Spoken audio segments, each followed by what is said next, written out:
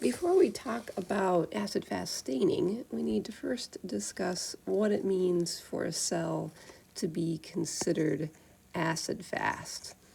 And that name will make more sense once we get to the actual staining. But let's talk about what kinds of cells are considered acid-fast. Primarily bacteria in the genus Mycobacterium. Okay, now there are a few other genera like Nocardia that are considered kind of partially acid-fast, but the Mycobacterium are definitely the most famous organisms that are considered acid-fast. Now, don't confuse that with mycoplasma. Mycoplasma are bacteria that do not have cell walls. So those are totally different genera, just kind of sounds like Mycobacterium. Okay, so what's special about the Mycobacterium? They have a very high lipid content in their cell walls. And that's a lipid called mycolic acid. Okay, it's a long-chain fatty acid that gives the cell wall a particularly waxy kind of constitution.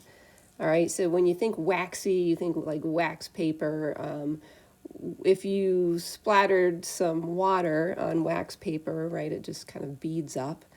All right, so this is why we need a whole different staining procedure to stain Mycobacterium, because our Gram staining dyes are dissolved in water. Okay, this is a very hydrophobic cell wall because of it has so much mycolic acid in it. Now, Mycobacterium cell walls still have peptidoglycan, like all cell walls of bacteria, but they have this mycolic acid in addition to it. And I should also say that acid-fast cells are typically considered neither gram-positive or gram-negative. Okay, they're kind of a class of its own. Now, in your lecture textbook, they include the Mycobacterium in the chapter on gram-positive pathogens. They do stain weakly gram-positive. They don't have an outer membrane, so we can't call them gram-negative. But most of the time, they're kind of, the cell wall is distinct enough that we like to kind of call them their own kind of third group of cells, not either gram-positive or gram-negative, but acid-fast. Okay, so because of their special cell wall, these cells have some special properties. Okay, this cell wall gives them greater resistance to disinfectants, as well as antibiotics. It also gives them a little greater resistance to desiccation. Okay, they're not going to dry out as easily. So in general, the acid-fast cells, the Mycobacterium, they're a little bit more difficult to kill. In terms of pathogens that are hardest to kill, of course, prions, you probably talked about those in lecture. Those are really, really difficult to kill.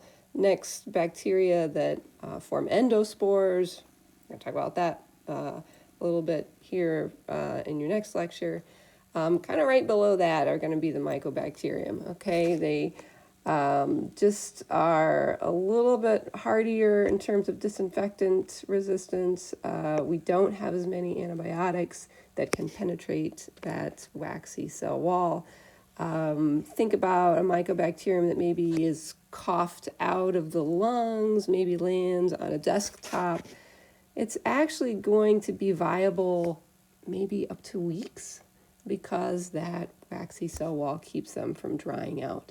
Okay, something like coronavirus, a membrane-bound virus, pretty wimpy in the environment, maybe would last a day on average, okay? Because that phospholipid membrane just is going to dry out really quickly. Let's see, what else? That waxy cell wall helps the bacterium survive inside macrophage. It's a little shorthand for macrophage there. All right, so say we breathe in a Mycobacterium and it's, attaches to our, epithelial cells in a respiratory tract. Patrolling macrophages would maybe try to engulf them. Because of the acid-fast cell wall, that's one of the virulence factors that they have. Even though they're engulfed and phagocytized by macrophages, they often are able to withstand being digested inside the phagolysosome. So kind of assume that you've talked a little bit more about phagocytosis in lecture. So the cell, they actually live quite happily within the cells that, our immune system, that would be their job to actually kill them. Okay, they do have, these cells do grow a little bit more slowly, or a lot more slowly. We think because it takes the cell a little bit longer to manufacture these long-chain fatty acids. How slow do they grow? Well, their doubling time may be on the order of about 24 hours. Now, there's some variation between different species, but if you compare that to E. coli, that has a doubling time between maybe like 20 or 30 minutes under ideal conditions, when you streak out E. coli on a plate, it's going to grow up into colonies by the next day if you incubate it in a nice warm place. Okay, some species of Mycobacterium, it might take 6 or 8 weeks for colonies to grow up. So that's just another thing that contributed to the difficulty of, understanding these organisms. We had to have a different way to stain them, to see them properly. They grew really slow. It just makes it difficult to work with them. All right, so what are a couple species? Why are we so interested in the Mycobacterium? Mycobacterium leprae, that's a causative agent of leprosy, or also called Hansen's disease. An ancient disease, ancient scourge. Basically, it causes nerve damage, skin lesions, kind of, one of these slow chronic infections that eventually can lead to death, often because of the ulcerations in the skin that it causes. It leaves the patient open to other infections. Antibiotics, we do have antibiotics that work against leprosy, but you gotta kind of start treatment early on. Some countries, right, it's still out there, some countries. But the big one that we're concerned with here is Mycobacterium tuberculosis. Okay, causative agent of tuberculosis, also called TB, also called consumption, because it tends to consume patients, also referred to at times as the White Death, because patients tended to take on kind of a ghostly white pallor of their skin because their cells were not getting enough oxygen. Okay. In 1882, that's the year that Robert Koch identified the causative agent of tuberculosis. Tuberculosis has been around since ancient times. It's been called the most successful pathogen of mankind. So it's been a huge scourge. At that time in 1882, it was estimated that 1 out of every 7 deaths were due to TB. Okay, so a huge problem then. It's still a huge problem now. It's estimated that between a quarter and a third of the world's population is infected with tuberculosis. There's significant mortality still, not so much in the U.S., maybe only 10, 13,000 cases a year in the U.S., mostly people that, travel into the country with it. It's very difficult to treat. It's a enormous antibiotic regimen to take to keep up with. The antibiotics cause all these side effects, tiredness, nausea. It's difficult to stay on that drug regimen. There's a lot of resistance to antibiotics, so this is still a huge problem. All right, so it's especially important for us to see these Mycobacterium. We want to have a good method for staining them. There are several different methods to be able to see Mycobacterium with a light microscope. Probably an even better method is using fluorescent dyes in a fluorescent microscope. It's a little bit more sensitive. But if you've got a light microscope, we like this Kenyon method for acid-fast staining. There is another method called the Ziehl-Neeson method that uses similar, if not the same stains, but involves using heat. Okay, we have had better success with this method, so that's what we're going to teach. Okay, so you're going to be doing one slide with trying this acid-fast staining. Okay, so you're going to start by putting kind of a smallish drop of water in the middle of your slide, and then you're going to mix two different organisms into that drop of water. Okay, we're going to use not Mycobacterium tuberculosis, but a non-pathogenic species of Mycobacterium called Mycobacterium flea. It's one of the only Mycobacteriums that's not considered pathogenic. And it grows a little bit faster than Mycobacterium tuberculosis. We can get colonies to grow up in a few days or a week, something like that. Okay, so you're going to mix some of your Mycobacterium flea. It's kind of, the colonies of that are kind of crusty, so make sure you get enough that you can see on your loop to mix in with that drop of water. You're going to flame your loop, and then we want to mix in some non-acid-fast organisms, some Staphylococcus epidermidis.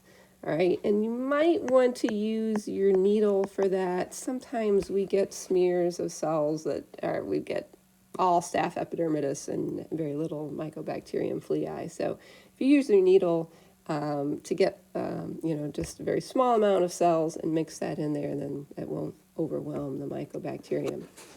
Okay, so you're going to heat fix those cells on there. Remember, that's something you always do unless you're capsule staining. Okay, and once it's heat fixed, the first dye that we are going to flood the stain with is called Carbofusion. Okay, I think your book may refer to that as Kenyon stain. Okay, same thing. What's special about Carbofusion is that the dye is dissolved not in water, but in phenol. All right, so you might notice around the cap of your Carbofusion bottle, it looks a little iridescent. Okay, that's because there's phenol in there. Okay, that's going to penetrate into that waxy mycolic acid cell wall. You're going to give that a good long soak. You're going to leave that on your cells for about 10 minutes. I think your book says 5 to 10 minutes. Let's err on the side, the long side there. Okay, so while that Carbofusion is sitting on there, you can probably find something else to do instead of just staring at it. But after that 10 minutes, and remember, you're probably going to want to label your slide here, whatever, your initials or something, Mycobacterium flea, whatever, because you're going to have other slides to deal with today. Okay, after the 10 minutes is up, you're going to rinse that really thoroughly. Okay, some lab manuals say to just keep that slide under running water for about 5 minutes. So that's a good thorough rinse. You want to try to rinse it enough that you don't see any more of this hot pink Carbofusion coming off of it. So give it a little longer rinse than what you would have if you were gram staining. Okay, next comes the decolorization step. Okay, remember when we gram stained, we used acetone dissolved in alcohol. This is a little bit more potent decolorizer. We're going to use acid dissolved in acetone. Okay, it's actually hydrochloric acid, but it's a very weak acid, so don't worry about getting it on your skin or anything. Now this bottle is going to look exactly like acetone alcohol, so make sure you're reading your labels and make sure you actually use acid, whoops, sound the same, acid alcohol. Acid dissolved in alcohol, sorry about that. Okay, and you are going to leave that on your smear for about 10 seconds. So that's a lot longer than when we gram stained. And you're going to rinse that off. And then you're going to do it again. Another 10-second soak with your acid alcohol. And then you're going to rinse it off. Now this decolorization is a bit of an art. All right, if you have a really heavy smear, if you have a lot of cells on there, if you can still see, a lot of pink on there, I would say maybe do it a third time. Okay, some books say to even do this a fourth time. Okay, so if you're not thorough enough in your decolorization, all the cells are gonna kind of look the same color. If you do it too much, all the cells are going to look the same color. So we just get in your mind right now that this may not work for everyone, all right? Hopefully we'll get some good ones and, you can look at other ones, but it's not a foolproof kind of technique, okay? But this is why this is where this acid fast name comes from. Okay, cells that are acid fast, that means if it holds fast to this primary dye, even after being washed with acid, okay, then it's considered acid fast. If it's still pink, even after you've done all these decolorization, it's holding fast even when being washed in acid. Okay, if it's not acid fast, then it's going to be decolorized at this point. Okay, and of course we still want to see it, even if it's not acid fast, so we're going to put on a counter stain. That's going to be methylene blue. Okay, this is a basic dye that's going to adhere to the cell walls of bacteria. Just going to leave it on for 2 minutes, and that's, again, going to turn the cells that are not acid fast blue. We're going to rinse briefly and then blot it dry. You always want to blot dry before you put your cell on the stage of the microscope. What are we hoping to see? Here is a great example of an acid fast stain of a student many years ago. Here it's a staph epidermidis. All right, we've got blue round cells, not acid fast. All right, and then your Mycobacterium are going to be these hot pink rods. I don't think I mentioned that before. The Mycobacterium are kind of short, stubby rods. They tend to clump together, so you will almost always see big clumps of this Mycobacterium. It's kind of hard to tell sometimes that they're rod-shaped. Okay, but they should be this hot pink fuchsia color. Again, if all your cells are kind of purple, then we just didn't get that decolorization quite right. All right, so we're hoping for distinctly pink, distinctly blue cells. And don't be shy about going around and looking at your classmates' smears once they do find their cells.